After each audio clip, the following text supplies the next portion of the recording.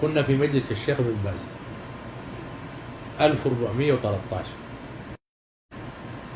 فقالوا للشيخ: هل يبدع الإنسان ويهجر قبل أن يناقش؟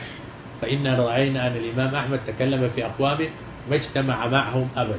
والسؤال ده سؤال خطير بالمرة، وأنا كنت في تشوق للإجابة عليه، حتى إني شكرت السائل، كان يمني وجاي من اليمن، وحتى زاحم على الشيخ لامن العسكر، حجزوه، قالوا الشيخ يفتح الأسئلة بعد الصلاة، الآن ما في طريقة تقابل الشيخ، مسكوه في الصف الثاني من اليمن مسخن. قال: يا شيخ، الإمام أحمد بدع أشخاصا لم يحصل لهم به اجتماع، يعني ما حصل اجتماع معه، وبالتالي ما حصلت إقامة الحجة ولا شيء. قالوا: مبتدئ، لا يساوي فلسة، كذا، طعن فيه. وأنت ذكرت يا شيخ أنه لابد من إيه؟ تعليم الناس ثم الحكم عليهم بعد العناد وعدم القبول.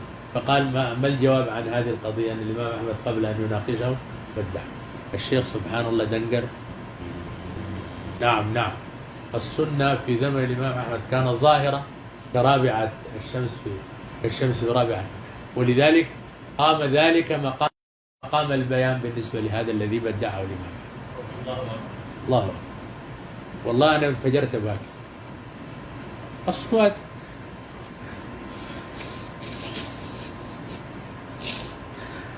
تصور جواب. انظروا إلى العلم يا أخوان، العلم زينة وهو سبب حل المشكلات يا أخوان. تعلموا العلم، تعلموا العلم يا أخوان، وجالسوا أهل العلم، وخذوا كتبكم إلى أهل العلم، واكتبوا ما سطره العلماء، وطالعوا في مصنفاتهم، والله ترزقوا فهما، ترزقوا فهما. خلوا الحماس الفارغ ده، تعلموا، تعلموا، لأن العلم هو الذي يزن الأمور. أنا قلت الشيخ حيتحير، عالم كبير لكن ده كلام صعب.